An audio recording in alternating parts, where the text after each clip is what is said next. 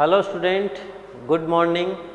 मैं गोकुल आज आपके लिए इस वीडियो में लेके आया हूँ क्लास जिसमें हम कंबाइंड रूप से 9th और 10th जो क्लासें हैं उनमें जो बेसिक तौर पे जो चैप्टर दिया जाता है 9th में, अगर यदि आप उसको अच्छे से पढ़ते हो तो जो 10th में जो आवर्त सारणी से रिलेटेड चैप्टर दे रखा है उसमें भी उसके कुछ पार्ट्स दे रखे हैं।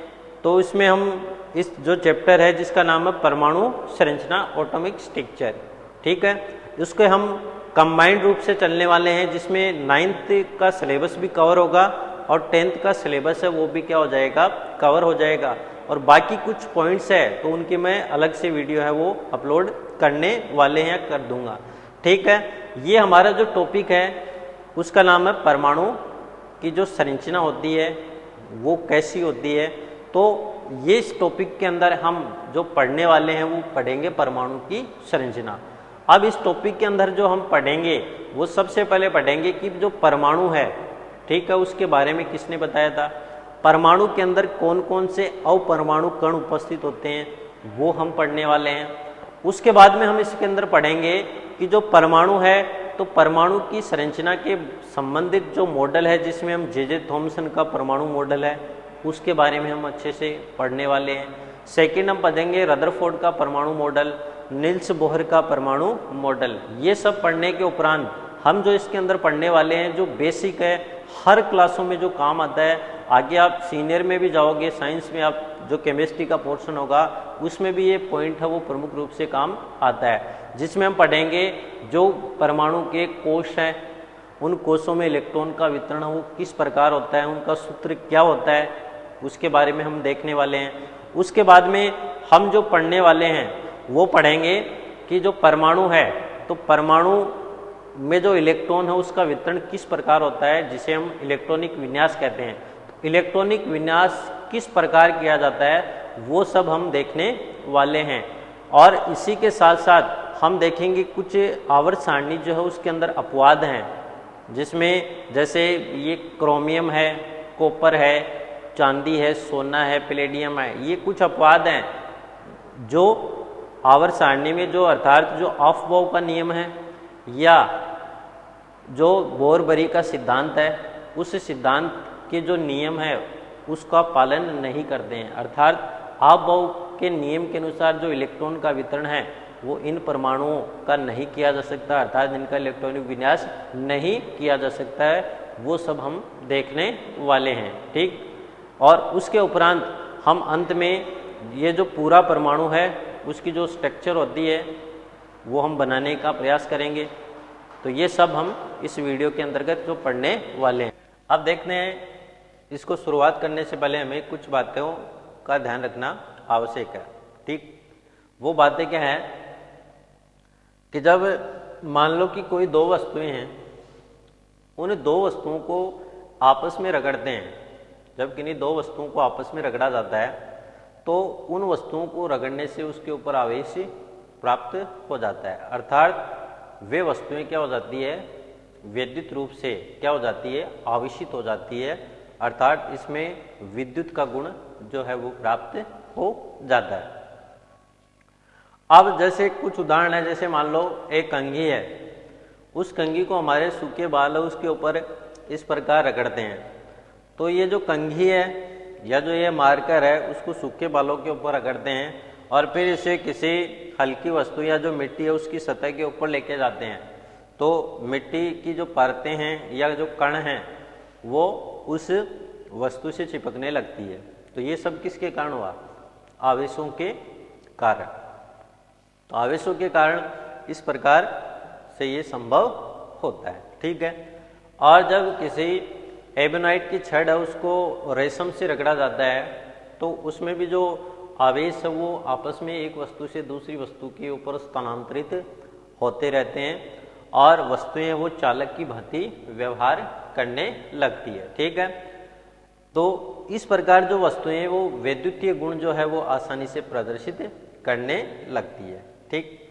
अब उससे ये पता चला कि भविष्य में जो परमाणु है वो अविभाज्य नहीं है। अब देखो, जैसे हमें पता है परमाणु है उसको आगे विभाजित नहीं कर सकते, अर्थात एटम यानी न काटा जाने वाला कण। ठीक, तो परमाणु अविभाज्य नहीं है, ये जो है उसके बारे में इसको हम जान सकते हैं। और हम ये भी इससे समझ सकते हैं कि परमाणु में कुछ ऐसे कण हैं जो मौजूद है जिसके कारण परमाणु है वो विद्युत रूप से उदासीन होता है। वो कौन कौन से कण हैं उसके बाद तो हमने जाना कि भाई परमाणु है वो विद्युत रूप से उदासीन होता है और परमाणु में 3 मूलभूत कण हैं वो पाए जाते हैं, तो उनके बारे में हम विस्तार से पढ़ने वाले हैं।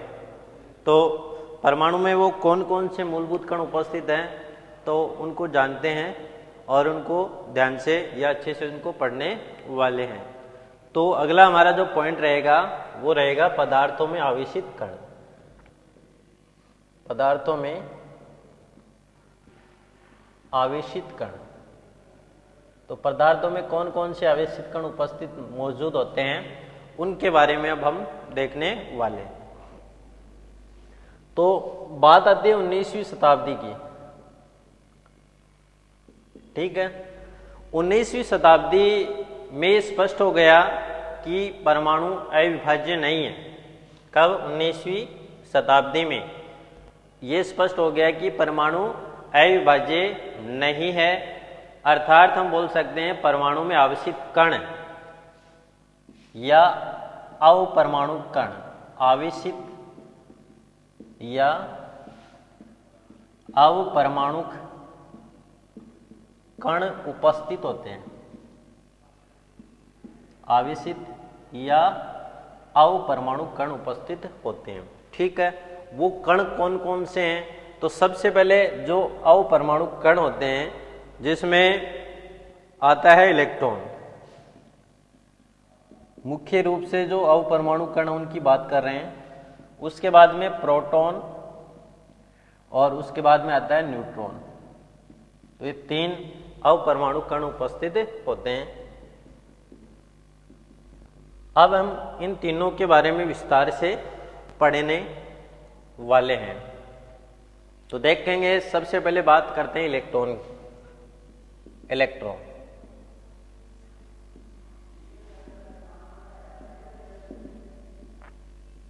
ये इलेक्ट्रॉन जो है उसको हम किस प्रकार से लिख सकते हैं, कैसे समझ सकते हैं? तो सबसे पहले इसमें जो हमें ध्यान में रखना है, इलेक्ट्रॉन को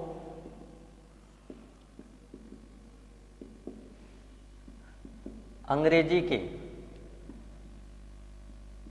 ई अक्षर से लिखते हैं। बस ये आपको ध्यान रखना है, अंग्रेजी के ई अक्षर से किसको लिखा जाता है? इलेक्ट्रॉन को लिखा जाता है। सेकंड जो बात है वो हमें ध्यान रखना है, इलेक्ट्रॉन पर ऋणावेश होता है। क्या होता है? नेगेटिव चार्ज होता है किसके ऊपर? इलेक्ट्रॉन पे। ठीक है, और जो इलेक्ट्रॉन का द्रव्यमान है वो बहुत कम होता है। इलेक्ट्रॉन का द्रव्यमान बहुत कम होने के कारण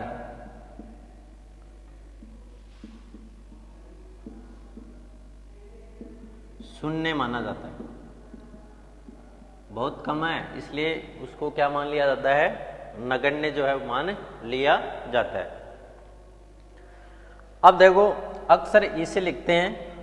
अब इसको हम ऐसे लिख सकते हैं कि इलेक्ट्रॉन को अंग्रेजी के ई से लिखते हैं और इसके ऊपर क्या होता है? ऋणावेश होता है। तो हम इलेक्ट्रॉन को प्रतीक के रूप में क्या लिख सकते हैं? ई नेगेटिव। ई तो इसका अंग्रेजी के ई से पहला बना है और नेगेटिव का मतलब इसके ऊपर चार्ज है वो क्या होता है? नेगेटिव होता है, इसलिए हम इसे संकेत या प्रतीक के रूप में ये लिख सकते हैं।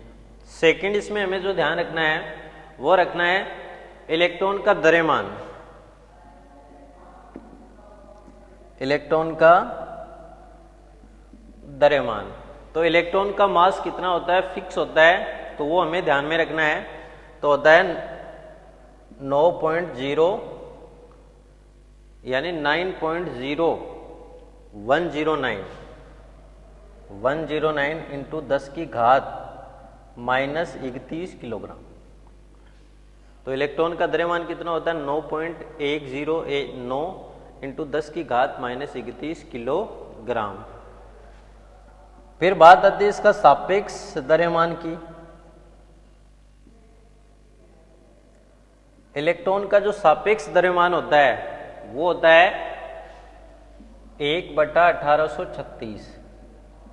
तो इसको लगभग क्या मान लिया जाता है, शून्य मान लिया जाता है। थर्ड इसमें ध्यान रखना है इलेक्ट्रॉन पर आवेश। तो अभी हमने देखा था इलेक्ट्रॉन पर ऋणावेश होता है और उसका मान कितना होता है, तो वो हमें ध्यान रखना है 1.6 इंटू 10 की घात माइनस 19 कूलाम। ये इलेक्ट्रॉन पर आवेश का मान होता है कितना, 1.6 इंटू 10 की घात माइनस 19 कूलाम। ये इलेक्ट्रॉन पर आवेश होता है। फिर बात आती है इलेक्ट्रॉन के सापेक्ष आवेश की। इलेक्ट्रॉन पर जो सापेक्ष आवेश होता है वो होता है -1 -1। इलेक्ट्रॉन पर सापेक्ष आवेश होता है। और अगली इसमें आपको जो ध्यान रखती है इलेक्ट्रॉन के पाए जाने का स्थान। परमाणु के कौन से भाग में इलेक्ट्रॉन उपस्थित होता है, तो इलेक्ट्रॉन के पाए जाने का स्थान। तो कहाँ पाया जाता है इलेक्ट्रॉन, बताओ देखिए। परमाणु के बाह्यतम कोशों में, परमाणु की बाहरी कक्षाओं में। ये क्या करते हैं, चक्कर लगाते रहते हैं, इसलिए परमाणु की बाहरी कक्षाओं में उपस्थित होते हैं। फिर बात आती है इलेक्ट्रॉन की खोज। तो इलेक्ट्रॉन की खोज किस वैज्ञानिक ने की थी, जे थॉमसन। तो जे थॉमसन ने इलेक्ट्रॉन है उसकी खोज की थी। इलेक्ट्रॉन के बारे में है वो जे थॉमसन ने बताया था। ठीक है, तो ये हमने इलेक्ट्रॉन के बारे में जाना, इनकी प्रॉपर्टी के बारे में जाना। इलेक्ट्रॉन होता क्या है, कहाँ पाया जाता है, परमाणु के किस भाग में ये उपस्थित होता है, इसके ऊपर क्या चार्ज होता है, इसका द्रव्यमान क्या होता है, ये सब हमने पढ़ा। अब बात करते हैं प्रोटॉन की। तो इलेक्ट्रॉन के साथ प्रोटॉन भी होता है। इलेक्ट्रॉन बाहरी कक्षाओं में पाए जाते हैं और जो प्रोटॉन है वो कहाँ पाए जाते हैं, बताओ। परमाणु जो होता है उस परमाणु के नाभिक में, यानी जो धनावेशित भाग होता है वो धनावेशित भाग किसके कारण है, प्रोटॉन के कारण होता है। अब सेकंड जो है उसका नाम है प्रोटॉन। ठीक है, प्रोटॉन को अंग्रेजी के किस अक्षर से लिखते हैं, पी से इसको लिखा जाता है। किससे, पी से लिखते हैं। सेकंड इसमें ध्यान रखना है कि इस पर जो आवेश होता है वो कौन सा आवेश होता है, पॉजिटिव आवेश, धनावेश होता है।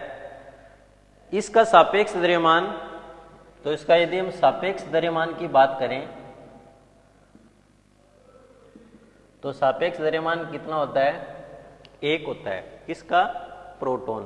तो प्रोटॉन का जो सापेक्ष द्रव्यमान होता है वो कितना होता है, 1 माना जाता है, 1 का बराबर होता है।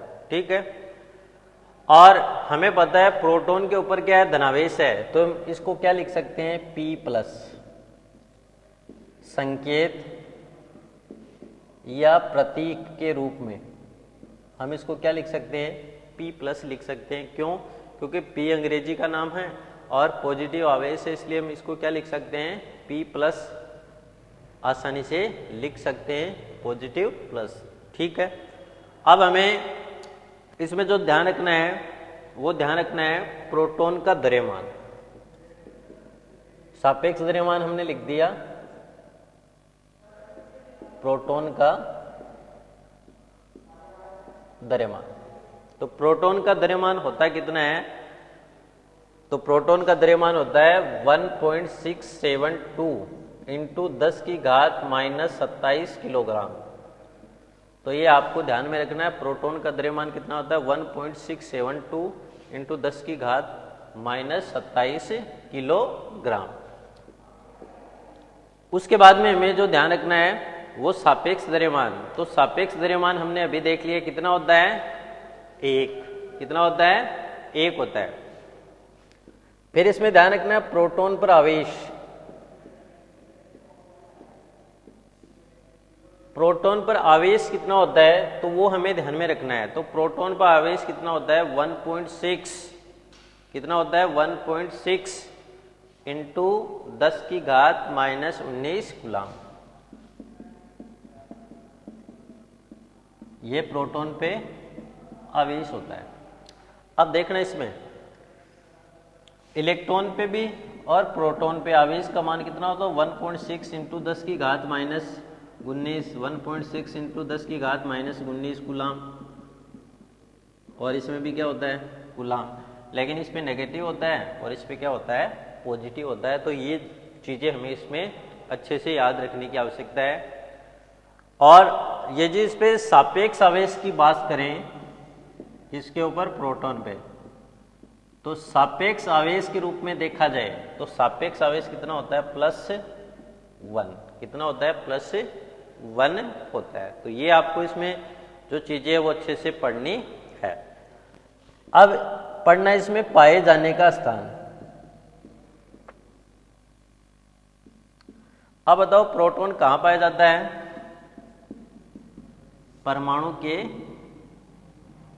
मध्य भाग में, जिसको क्या बोलते हैं नाभिक। तो परमाणु के मध्य भाग नाभिक में क्या पाया जाता है, प्रोटॉन उपस्थित होता है। फिर बात आती है प्रोटॉन की खोज। तो प्रोटॉन की खोज किस वैज्ञानिक ने की थी, 1886 की बात है। ठीक है, प्रोटॉन की खोज 1886 में किस वैज्ञानिक ने की थी, गोल्डस्टीन। किसने की थी, ई गोल्डस्टीन। ई गोल्डस्टीन ने 1886 में किसकी खोज की थी, प्रोटॉन की खोज की थी। ठीक है, अब वो क्या कर रहे थे, एक प्रयोग कर रहे थे। ठीक, उस प्रयोग के दौरान उन्होंने ये पाया कि भाई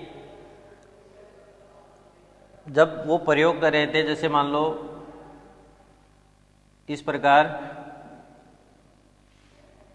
उसने एक नली है उसको किससे जोड़ दिया था, जैसे ये माइनस, ये प्लस, ये माइनस। और जब आवेश वो संचरित होते हैं तो ये जो नली थी उस नली के अंदर एक विकिरण की खोज हुई। किसकी,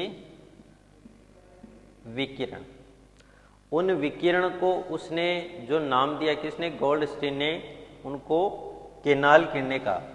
क्या, कौन सी किरणें का, केनाल किरणें। और ये केनाल किरणें कौन सी किरणें थी, धनावेशित किरणें थी। कौन सी किरणें, धनावेशित किरणें। और जब धनावेशित किरणों को उन्होंने क्या नाम दिया, केनाल किरणें। और भविष्य में इन्हीं केनाल किरणों का नाम क्या रखा गया, प्रोटॉन रखा गया। तो ये आपको ध्यान रखना है, ये जो किरणें थी उन्हीं किरणों का नाम भविष्य में क्या रखा गया था, प्रोटॉन। तो प्रोटॉन की खोज 1886 में गोल्डस्टीन ने की थी। अपने प्रयोग के दौरान जो विकिरण मिले उनको केनाल किरणें या केनाल विकिरण नाम दिया, जो धनावेशित थी। और कालांतर में इन्हीं धनावेशित किरणों को प्रोटॉन नाम दिया गया। तो ये आपको इसमें ध्यान रखना है। ठीक है, अब ये जो प्रोटॉन होता है, अब बात करते हैं कि भाई प्रोटॉन पर जो आवेश होता है वो इलेक्ट्रॉन के आवेश के लगभग क्या होता है, बराबर होता है। या इलेक्ट्रॉन का आवेश और प्रोटॉन का आवेश क्या होता है, बराबर होता है। लेकिन अंतर इसमें इतना है कि इलेक्ट्रॉन पर नेगेटिव आवेश होता है और जो प्रोटॉन होता है उसके ऊपर कौन सा आवेश होता है, पॉजिटिव आवेश होता है। तो ये हमें इसमें ध्यान रखना है। और जो इसका द्रव्यमान था, किसका, प्रोटॉन का द्रव्यमान और इलेक्ट्रॉन के द्रव्यमान की हम बात करते हैं तो प्रोटॉन का द्रव्यमान और इलेक्ट्रॉन के द्रव्यमान की तुलना करें तो प्रोटॉन का द्रव्यमान इलेक्ट्रॉन के द्रव्यमान से लगभग क्या होता है 2000 गुना अधिक होता है। कितना गुना? 2000 गुना अधिक होता है। प्रोटॉन का जो द्रव्यमान होता है वो इलेक्ट्रॉन के द्रव्यमान से लगभग 2000 गुना अधिक होता है। तो ये आपको इसमें मुख्य चीजें वो ध्यान रखनी है। थर्ड जो पॉइंट आएगा, एक अन्य अपरमाणु कण है जिसका नाम है न्यूट्रॉन। तो अगला हमारा जो अपरमाणु कण रहने वाला है उसका नाम क्या है? न्यूट्रॉन। जो थर्ड न्यूट्रॉन, ठीक है, न्यूट्रॉन।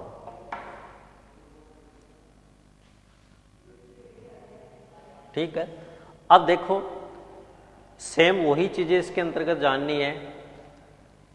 न्यूट्रॉन है उसको अंग्रेजी के एन अक्षर से लिखा जाता है।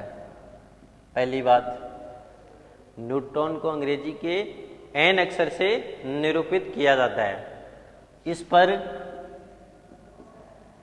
कोई आवेश नहीं होता है, किसी प्रकार का आवेश अनुपस्थित है इसके अंदर, अर्थात कोई भी आवेश है वो इसके ऊपर उपस्थित नहीं होता है। इनका जो सापेक्ष द्रव्यमान होता है वो 1 के बराबर होता है। सापेक्ष द्रव्यमान कितना होता है? 1 होता है। तो ये 2-3 चीजें मुख्य ध्यान रखनी है। इन्हें एन से, अंग्रेजी के एन अक्षर से लिखते हैं और ये जो है इसके ऊपर किसी प्रकार का आवेश है वो उपस्थित नहीं होता है और इसका जो सापेक्ष द्रव्यमान होता है वो किसके बराबर होता है? 1 के बराबर होता है।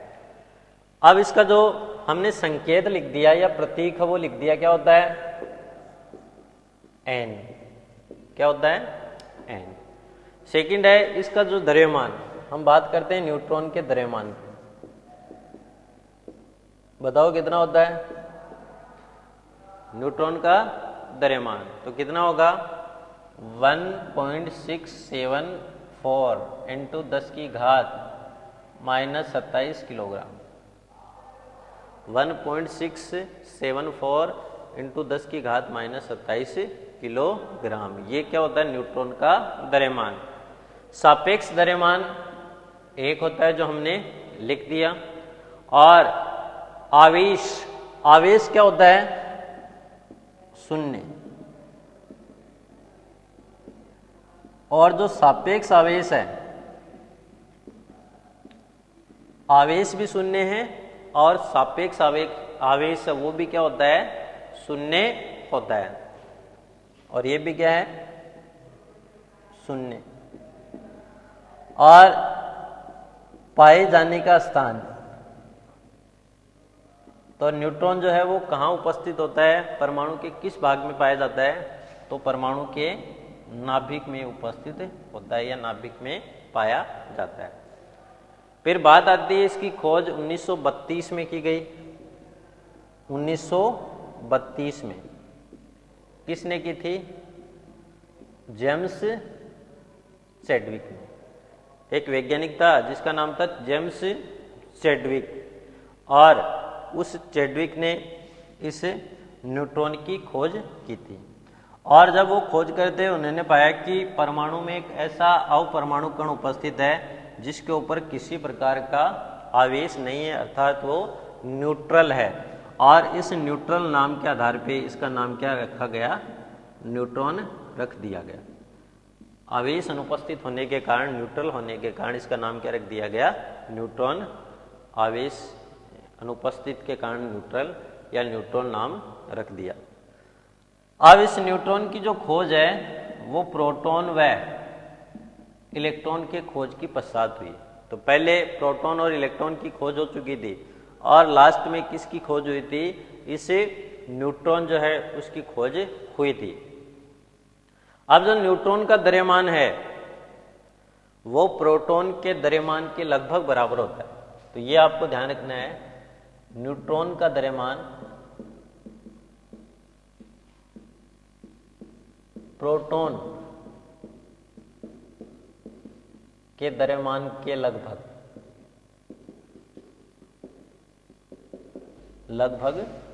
बराबर होता है। ठीक है, न्यूट्रॉन का द्रव्यमान प्रोटॉन के द्रव्यमान। अब देखो हमने प्रोटॉन का द्रव्यमान पढ़ा था, कितना पढ़ा था बताओ, देखिए याद है थोड़ा बहुत तो कितना होगा 1.672 इंटू 10 की घात -27 किलोग्राम, ये तो लिखा था। और न्यूट्रॉन का द्रव्यमान कितना होता है, लगभग बराबर लिखा हमने 1.674 इंटू 10 की घात -27 किलोग्राम। तो ये अंतर होता है। तो ये इस लाइन का अर्थ यही है कि इन दोनों का जो द्रव्यमान यदि लिया जाए तो द्रव्यमान क्या होता है, लगभग बराबर है, वो पाया जाता है या मिलता है। तो ये आपको इसमें जो अपरमाणु कण है उसके बारे में आपको ध्यान रखना है।